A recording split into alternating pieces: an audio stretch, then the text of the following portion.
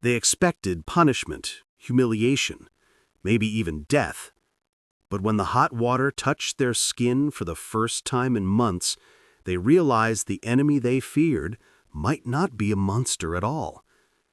Anna Schreiber sat in the back of an American transport truck, her hands folded in her lap, her fingernails still black with dirt from digging through rubble. She was 26 years old. She had been a radio operator for the Luftwaffe, one of the Luftwaffenhelferinnen, the women who'd tracked Allied bombers across German skies, relaying coordinates, helping guide fighters to intercept formations that were coming to burn their cities. She'd believed she was defending her homeland. Now her homeland was ash, and she was a prisoner. The truck rumbled westward through a landscape that no longer resembled Germany. The roads were cratered. The villages were skeletons. Every bridge had been blown, every church tower collapsed, every field scarred with the geometry of war, trenches, shell holes, the dark patches where bodies had been burned. Children stood by the roadside, silent, watching the convoy pass. They didn't wave, they didn't cry. They just stared with the hollow eyes of those who've seen too much and felt too little. Anna closed her eyes and tried to remember what Germany had looked like before the bombings, before the invasion, before the Reich had promised them glory and delivered only ruin. She tried to remember believing in something, but the memory wouldn't come. It had been buried under too much rubble, burned away by too many fires, drowned in too much silence. Beside her sat Greta, a nurse who'd worked in a field hospital until the day the Americans overran their position. Greta hadn't spoken since they'd been loaded onto the trucks 3 days ago. She just stared at her hands that had tried to save men who were already dead, hands that had held morphine she couldn't spare, hands that had written letters to mothers she knew would never forgive her for letting their sons die. Across from them sat Elizabeth, barely 19, who'd been conscripted into factory work and then, in the desperate final months, handed a rifle and told to defend a position she didn't understand against an enemy she'd been taught to hate but had never seen. She'd fired that rifle twice before throwing it down and surrendering. Now she clutched a small wooden cross her grandmother had given her and whispered prayers to a God she wasn't sure was listening anymore. None of them knew where they were going. The Americans had sorted them from the men, processed them through checkpoints where stern-faced officers asked questions in broken German, examined their papers, marked things on clipboards. They'd been told only that they were being transported, that they were prisoners of war, that their fate would be determined later. Anna had heard the rumors. Everyone had heard the rumors. The propaganda had been relentless, especially in those final months when the Reich was collapsing and needed to keep people fighting. The Americans will rape you, the British will execute you, the Soviets will send you to Siberia. Better to die fighting than to be captured. She'd seen what the Soviets did. She'd heard the stories from refugees fleeing westward, women who'd been brutalized, men who'd been shot.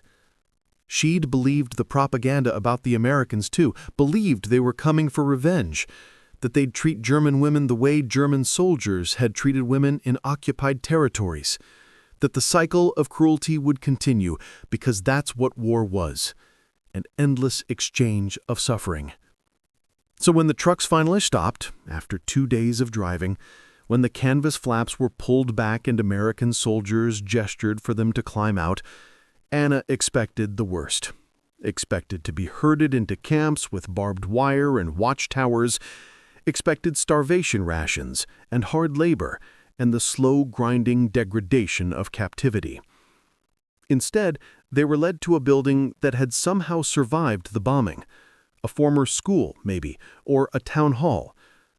Inside, there were rows of chairs, tables with stacks of paperwork, American women in uniform, Wax, Anna would later learn, who gestured kindly and spoke in English that none of them understood, but whose tone was patient rather than harsh. And then came the first shock. One of the American women led a small group down a hallway to what had been converted into makeshift bathing facilities. She pointed to the showers, handed each woman a towel, a bar of soap. Real soap, white and clean, still wrapped in paper. The kind of soap Anna hadn't seen in 2 years, since the shortages began and everything became ersatz. Fake coffee, fake butter, fake soap that was more sand than cleanser and left your skin raw. Anna held the soap in her hand like it was something precious and impossible. She looked at the American woman, trying to understand the trick, waiting for the cruelty to reveal itself. But the woman just smiled, a tired smile, the smile of someone who'd seen too much, but hadn't forgotten how to be kind, and gestured toward the showers again. The water was hot. Actually hot. Steam rose in clouds that made the room feel like a dream, like something that couldn't be real because real things, in 1945, were cold and hard and unforgiving. Anna stood under the spray, soap in her hands, and for the first time in months, maybe years, she wept. Not from relief, not from gratitude, from the terrible, crushing weight of understanding that everything she'd been told was a lie, that the enemies she'd been taught to fear were treating her with more dignity in defeat than her own leaders had shown her in victory, that the Americans had soap to spare for prisoners while German civilians were starving in the rubble of cities that no longer had names because there was nothing left to name. She washed herself slowly, watching the dirt and ash spiral down the drain, watching months of war dissolve in water that was hot and clean and impossibly abundant. And she thought, they could have given us nothing. They could have let us rot. They would have been justified. But they'd given her soap, and somehow that small kindness hurt more than any punishment could have.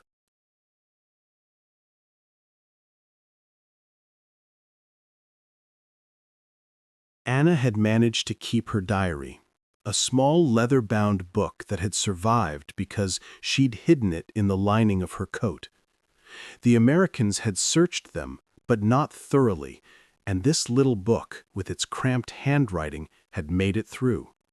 She wrote by candlelight that first night, her hand shaking, trying to capture what she'd experienced. They gave us soap today, clean soap. Hot water, towels that weren't torn or stained. I stood under that shower and cried because I didn't understand. We are prisoners. We are the enemy. We bombed their cities, killed their soldiers, supported a regime that wanted to destroy them. And they gave us soap. I thought about the propaganda, about the posters that showed American soldiers as demons, as brutes, as monsters who would desecrate everything German if we lost. I thought about the speeches that said we must fight to the death because capture meant torture, humiliation, death. They lied to us about everything. And now I stand here, clean for the first time in months, and I have to face the truth. The enemy I feared shows me more humanity than my own leaders ever did. What does that make us? What does that make me? I don't know yet, but I think this soap, this simple, ordinary bar of soap, has broken something inside me that all the propaganda couldn't build. I think I've been set free, and it terrifies me more than captivity ever could. 3 weeks later, Anna and 37 other German women were told they were being transported again. This time to America, to a prisoner of war camp somewhere in the American heartland where they would be held until repatriation could be arranged, until someone decided what to do with all the displaced people the war had created. The voyage across the Atlantic took 8 days. The ship was a converted transport vessel, crowded and uncomfortable, but not cruel. They were given bunks, meals, not plentiful, but regular, more than they'd had in the final months of the war. The American soldiers guarding them were mostly young men who seemed more bored than hostile, who played cards in the corridors and smoked cigarettes, and occasionally tried to communicate through gestures and broken German phrases they'd picked up during the occupation. Anna spent most of the voyage on deck when they were allowed, staring at the ocean and trying to comprehend the distance. She was leaving Europe, leaving the continent where she'd been born, where her ancestors had lived for generations, where every certainty she'd known had been built and then demolished. She was crossing an ocean to the land of the enemy, the land the propaganda had painted as decadent and weak and doomed to collapse under the weight of its own moral corruption. She thought about the stories she'd been told, that America was falling apart, that its economy was broken, that its people were starving and desperate, that the only reason it had won the war was through sheer industrial production, not through any inherent strength or virtue. But standing on that deck, watching the American sailors work with casual efficiency, seeing the organization and order and competence that kept a ship this size running smoothly, Anna began to suspect those stories were lies too, just like the stories about American soldiers being monsters, just like the stories about German superiority, just like everything else the Reich had built its reality upon. On the 6th day, a storm hit. The ship rolled and pitched, and most of the women became seasick, retching into buckets, too miserable to do anything but lie in their bunks and wait for the world to stop moving. Anna was among them, her stomach empty and aching, her head spinning, everything reduced to the simple animal experience of suffering. An American medic came through the hold, a young black man with a medical kit and a calm demeanor. He moved from bunk to bunk, checking on the women, offering water, giving out pills for nausea. When he reached Anna, he said something in English she didn't understand, but his tone was gentle. He held out a small white pill and a cup of water. She took them, swallowed, and he moved on to the next woman. Later, when the nausea had subsided enough for thought to return, Anna realized what had happened. A black man, someone the Nazi racial theory had classified as subhuman, as inferior, as barely worthy of existence, had just provided her medical care with more competence and compassion than most German doctors she'd encountered during the war. The propaganda had said black Americans were primitive, dangerous, incapable of civilization. But this man was a trained medic. He was professional. He was kind.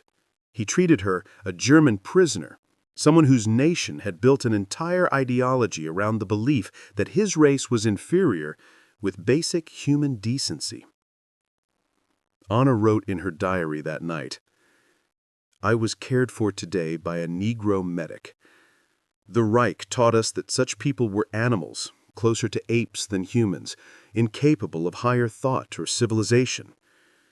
But this man was more civilized than most Germans I've known.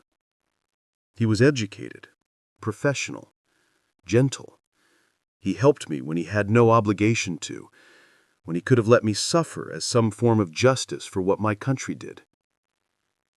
I'm beginning to understand that everything, literally everything we were taught about the world was inverted. We called ourselves the master race, the pinnacle of civilization, the guardians of culture. But we built death camps. We waged wars of extermination. We destroyed everything we touched. And the people we called inferior, the Americans we mocked, the races we enslaved, the nations we tried to conquer, they are the ones showing mercy, showing humanity, showing what civilization actually looks like. I don't know how to live with this knowledge. I don't know how to reconcile who I thought I was with what I'm learning I actually supported. But I know I can never go back to believing what I believed before. That version of me died somewhere between the ruins of Berlin and this ship crossing the Atlantic. I am being unmade, and I don't know what will be left when the unmaking is complete. The train from New York to the Midwest took 2 days. Anna pressed her face to the window and watched America pass by. Forests that hadn't been burned, towns that hadn't been bombed, farms with crops growing and cattle grazing, and no shell craters breaking the geometry of fields. She saw cities intact, their buildings whole, their streets full of cars and people who moved with purpose rather than the shuffling exhaustion of the starving. She saw abundance, casual, everyday abundance, food in store windows, advertisements for products that seemed frivolous, children playing in parks instead of digging through rubble looking for anything salvageable. The war had been something Americans fought overseas, something they could come home from. For Germans, the war had been everything. It had consumed their country, their future, their ability to imagine any reality except destruction. The POW camp was in Kansas, a sprawling facility that had been built quickly but efficiently. Rows of barracks surrounded by fences, but not the harsh, brutal concentration of a prison. There was space, there was air, there were trees and grass and a sky that seemed impossibly wide after months of seeing nothing but rubble and smoke. They were processed through intake, more paperwork, more questions, medical examinations to ensure they weren't carrying diseases. Anna submitted to all of it with numb compliance. She'd stopped trying to predict what would happen next. Her capacity for assumption had been shattered. The barracks were clean. Simple wooden structures with rows of bunks, but the mattresses weren't rotting straw and the blankets weren't full of lice. There was a mess hall where they received meals. Not abundant, but adequate. More than adequate compared to what they'd had in the final months of the war. There was a small library with German books, reading materials to pass the time. There was even a chapel for those who still prayed. But it was the small kindnesses that broke them. The American camp commander, a middle-aged colonel with tired eyes who'd clearly seen too much combat, addressed them through a translator on their first full day. "You are prisoners of war, but you will be treated according to the Geneva Conventions. You will not be abused.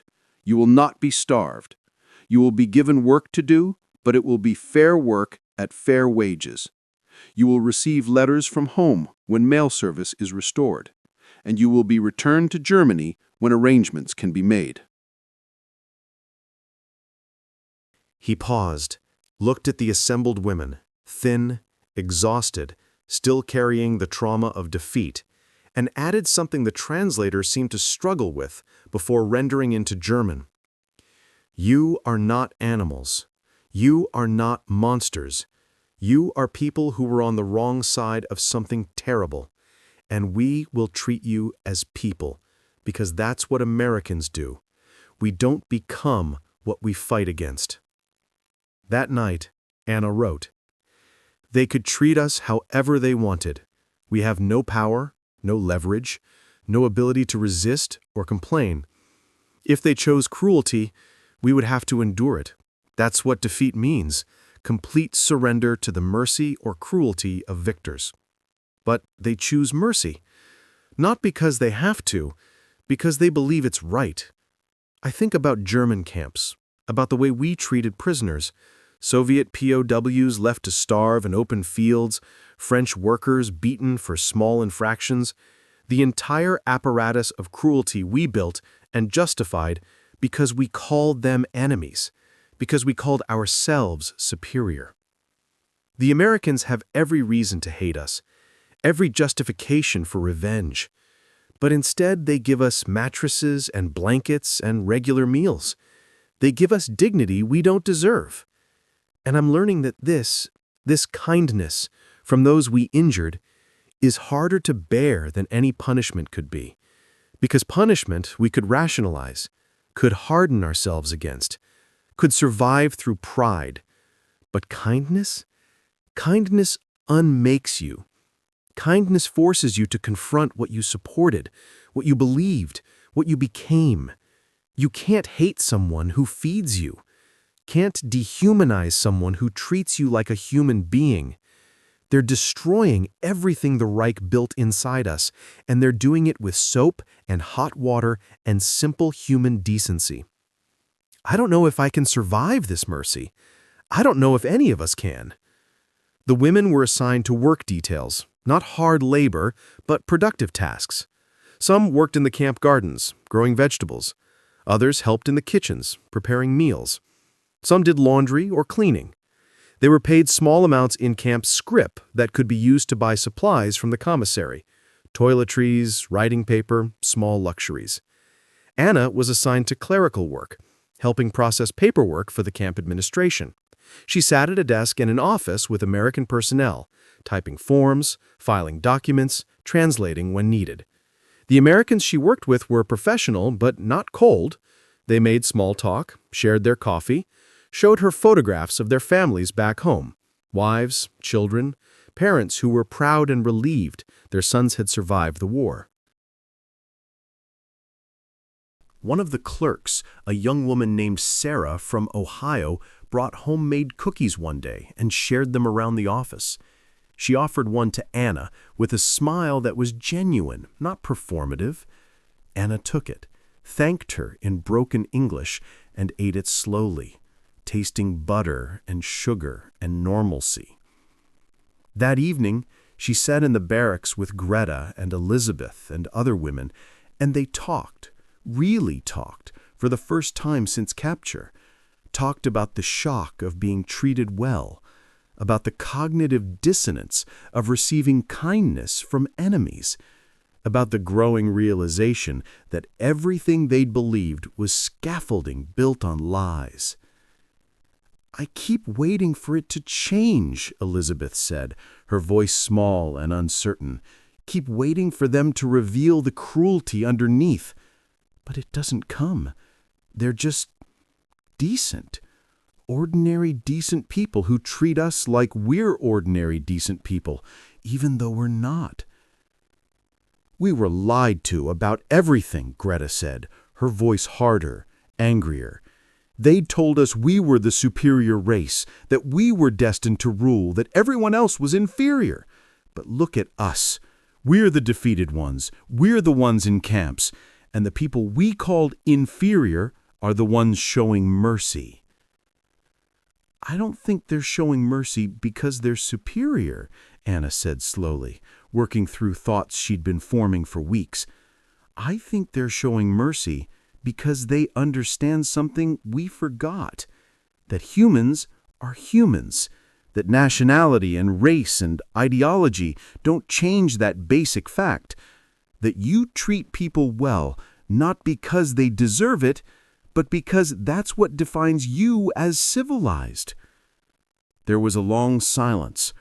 Then Elizabeth whispered, "What do we do with this knowledge?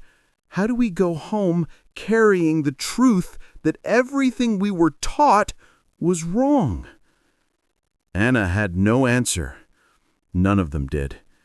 They were caught in the terrible space between who they'd been and who they might become, and the transformation was painful in ways physical punishment could never be.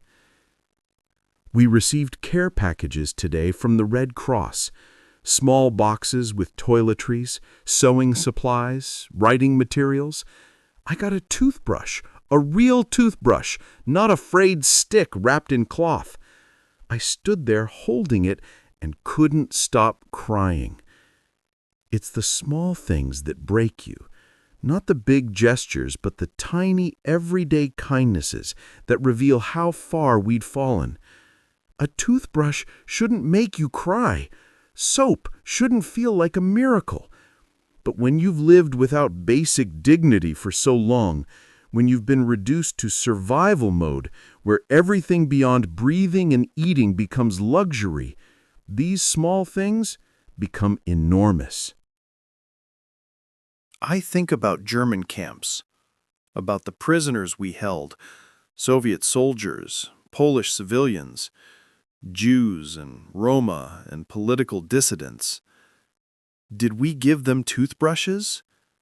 Did we allow them the small dignities that make life human rather than merely biological? I know the answer. We called it efficiency. We called it necessary hierarchy. We called it justice based on racial worth. We called it anything except what it was: cruelty disguised as policy. The Americans could do the same to us, could justify treating us poorly because of what Germany did, could build elaborate rationales for denying us basic humanity. But they don't. They give us toothbrushes and soap and regular meals and work that pays and letters from home when mail service resumes. They give us what any human deserves simply for being human. And in doing so, they've accomplished what no military defeat could. They've made us question everything. Question our beliefs, our leaders, our national mythology. Question the entire framework we use to understand the world. I am being re-educated, not through propaganda or coercion, but through the simple experience of being treated well by people I was taught to consider inferior. It's the most thorough ideological destruction imaginable, and it's happening through soap and toothbrushes and human kindness. I wonder if the Americans understand what they're doing, if they realize that mercy is more powerful than punishment, that kindness is more transformative than cruelty. Or if they're just being decent people, and that's simply what decent people do. When mail service finally resumed in late summer, letters began arriving from Germany. Anna received one from her mother, a thin envelope with cheap paper, written in shaky handwriting that revealed how much her mother had aged in the years since Anna had last seen her. The letter described conditions in occupied Germany: food shortages, housing destroyed, infrastructure collapsed, people trying to rebuild from nothing. Her mother wrote, "We were told we would be glorious. We were told we would triumph. We were told we were building something eternal. And now we dig through rubble looking for bricks we can reuse, and we eat food the Allies give us, and we wonder how we believed any of it." Anna read the letter 3 times, each reading revealing new layers of pain and disillusionment. Then she sat down to write a response, a difficult letter, because what could she say? That she was fine? That she was being treated well? That while Germany starved, German prisoners in America received regular meals and medical care and small kindnesses that made survival feel like living. She wrote honestly, "Mother, I am alive. I am unhurt. I am being treated better than I have any right to expect. The Americans give us food, shelter, work, dignity. I am learning that everything we were taught about them was lies. They are not cruel, not weak, not decadent. They are people who understand something about humanity that we forgot. I don't know when I'll come home.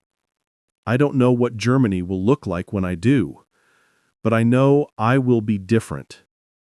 I am being unmade here, and I don't yet know what will be built from the ruins."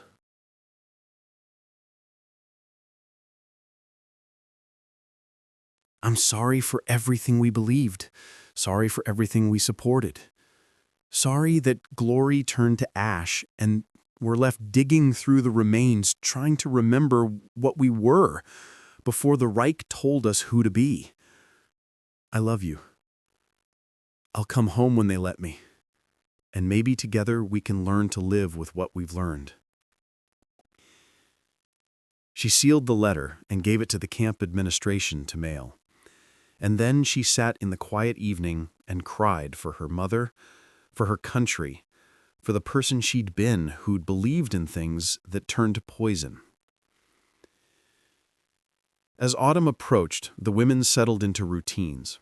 Work, meals, recreation time, sleep. The camp had organized language classes, English lessons so they could communicate better with their captors. There was a small theater group that performed plays.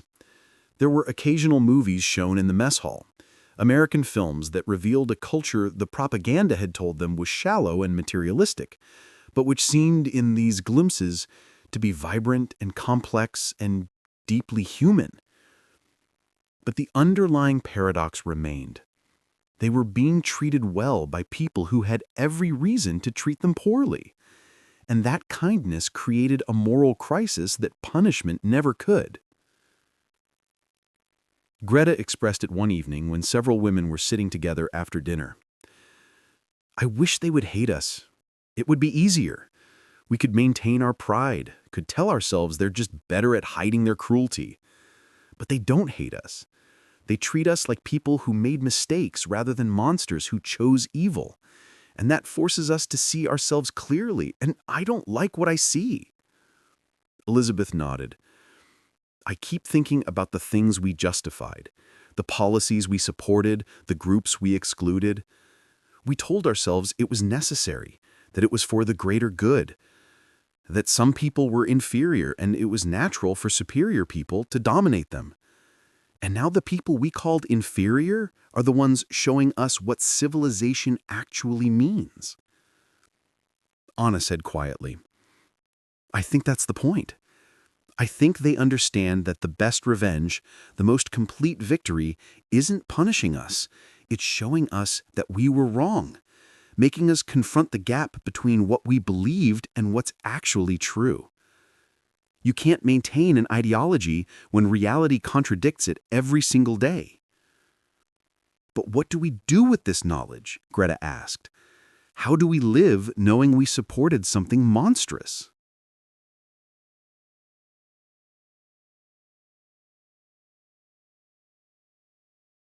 "We remember," Anna said. "We remember what we believed and why it was wrong. We remember how easily humans can be made to hate, how quickly ideology can corrupt, how thin the veneer of civilization really is. And we spend the rest of our lives trying to be better than what we were." It was a small answer to an enormous question, but it was the only answer they had. Winter is coming.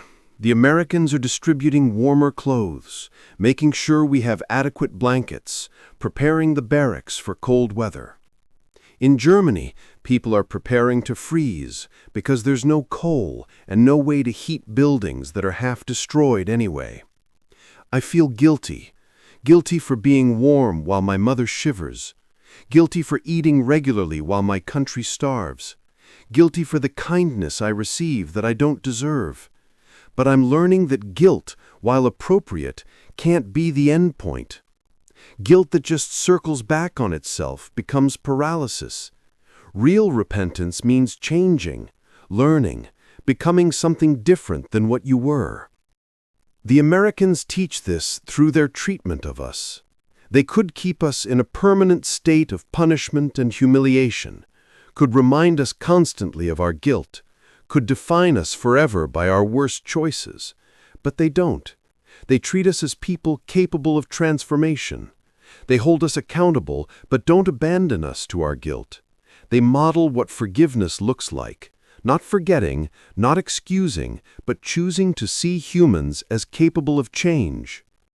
I wonder if Germany will learn this lesson, if we'll be able to look at our history honestly, acknowledge what we did, and then choose to become something better, or if we'll retreat into denial and resentment and the fantasy that we were victims rather than perpetrators. I hope we choose truth. I hope we choose transformation. I hope that the kindness shown to us here becomes the seed of a different kind of Germany, one that treats humans as humans, that resists ideology's simplifications, that remembers that civilization means caring for the vulnerable rather than destroying them. I don't know if that's possible, but sitting here in this camp, warm and fed and treated with unexpected dignity, I think it might be. I think the Germans who return from American captivity might carry back seeds of something new, might show through their testimony and their transformation that another way is possible. We came as prisoners, but maybe we'll return as witnesses, witnesses to what mercy looks like, witnesses to what civilization can be when it chooses humanity over ideology. And maybe, just maybe, that will be enough to start building something better from the ruins. By spring, repatriation was beginning. Germany was still devastated but stable enough, organized enough, that prisoners could be sent home. The women would go back in waves, processed through camps in Europe, eventually return to whatever remained of their homes and families. Anna's name appeared on a list in March. She would leave in April. She had 4 weeks to prepare for the return to a Germany she no longer knew, to a life she could no longer imagine. She spent those weeks trying to memorize everything: the casual abundance of America, the efficiency of systems that worked because they were built on cooperation rather than coercion, the kindness of ordinary Americans who'd shown her and the other prisoners basic human decency even though they owed them nothing. She wrote letters to Sarah, the clerk who'd shared cookies, to the camp commander who'd promised fair treatment and delivered it, to the American medic on the ship who'd cared for her when she was seasick. She thanked them, inadequately, for showing her what she'd needed to see. On her last night in the camp, she sat with Greta and Elizabeth and a dozen other women who'd become sisters through shared transformation. They talked late into the night about what they'd learned, what they'd carry home, how they'd live with the knowledge that everything they'd believed was wrong. "We can't forget this," Greta said. "Can't let ourselves slide back into the comfortable lies. We have to remember what we saw here, what we experienced, what we learned about who deserves dignity and how civilization actually works." "We have to be witnesses," Elizabeth agreed. "Have to tell the truth about what happened here, not the propaganda version, the real version, that the Americans treated us well, that they showed us mercy we didn't deserve, that they demonstrated through action what it means to be civilized." Anna nodded. "We were prisoners of war, but we're leaving as something else. Not as defeated enemies who were crushed, but as people who were shown an alternative, who learned that there's a different way to organize society, to treat humans, to understand what strength actually means." "Do you think Germany will listen?" Elizabeth asked. "I don't know," Anna said honestly. "But we have to try, have to carry this truth back and plant it wherever we can, in our families, our communities, in our conversations with people who still believe the old lies. We have to be patient and persistent and willing to face denial and anger and resistance." "It won't be easy," Greta said.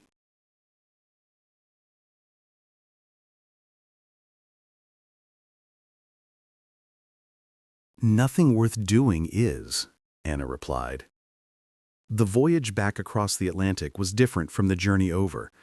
The same ocean, the same ship, but everything else had changed. The women were no longer hollow-eyed and traumatized, no longer certain they were sailing toward death or torture. They were still wounded, still marked by war, but something had shifted. Anna stood on deck as Europe appeared on the horizon, the same coastline she'd watched disappear nearly a year ago. She thought about who she'd been then, frightened, angry, full of propaganda and hate, and the certainty that the enemy was monstrous. And she thought about who she was now, someone who'd been given soap by those she'd feared, someone who'd been treated with dignity by those she'd injured, someone who'd learned that the enemy was just people, flawed, complicated people who'd chosen mercy over vengeance, and in doing so, had accomplished what force never could. The ship docked in Bremen. The port was still damaged, but functioning, already being rebuilt by German workers and Allied engineers working together. Anna and the other women disembarked, processed through more checkpoints, given papers and directions and whatever help the overstretched relief organizations could provide. And then they were released, free to go, free to find whatever remained of their lives and try to rebuild. Anna took a train south toward where her mother was living. The journey took 2 days through a landscape that still bore the scars of war, but was beginning, slowly, painfully, to recover. She watched Germany pass outside the window and tried to see it as Americans had, not as a threat or enemy, but as a place full of people trying to live. Her mother was waiting at the station, thinner than Anna remembered, older, worn by war and loss, but still alive.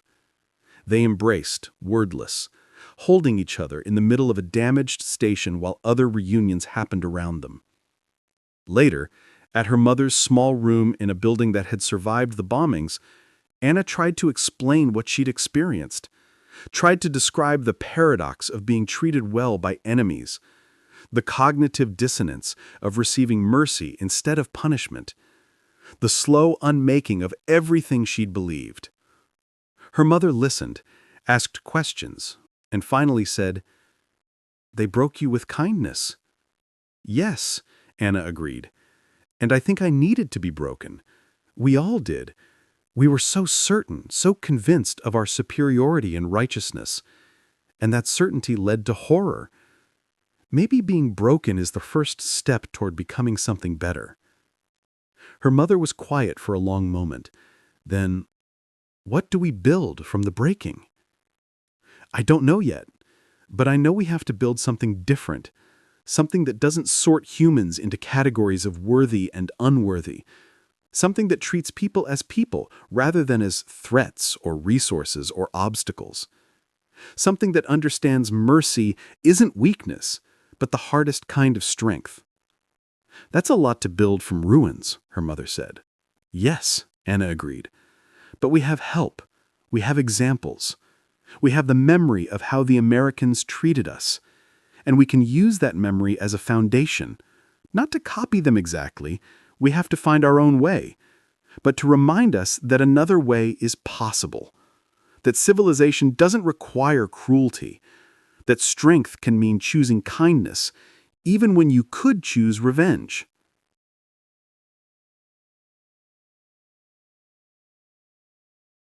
I am home, though home is not what it was, and I am not who I was, and maybe that's how it should be. I carried my diary through the war, through capture, through a year in America, across the ocean and back to Germany. I wrote in it to preserve myself, to remember who I was, to process what was happening. Now I write this final entry to close one chapter so another can begin. I was a prisoner of war. I was defeated, captured, transported to enemy territory. I expected punishment. I expected to pay for my nation's crimes with suffering. Instead, they gave me soap. It sounds absurd when I write it like that, but that soap and everything it represented changed me more completely than any prison could have. Changed my understanding of enemies and allies, of strength and weakness, of what civilization means. I learned that mercy is not soft or naive. Mercy is the hardest thing. Mercy means looking at someone who injured you and choosing to treat them with dignity anyway. Choosing to see their humanity even when they denied yours. choosing to break the cycle of revenge rather than perpetuating it. The Americans could have treated us poorly. They would have been justified. But they understood something we'd forgotten, that how you treat your enemies defines you more than any victory or ideology. They showed us what we should have been, what we could become, not through speeches or propaganda.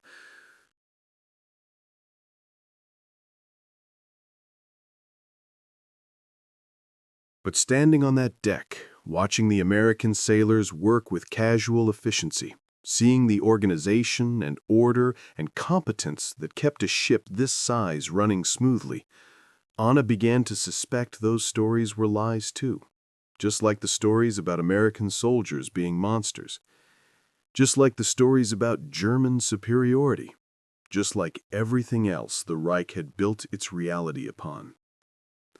On the 6th day, a storm hit.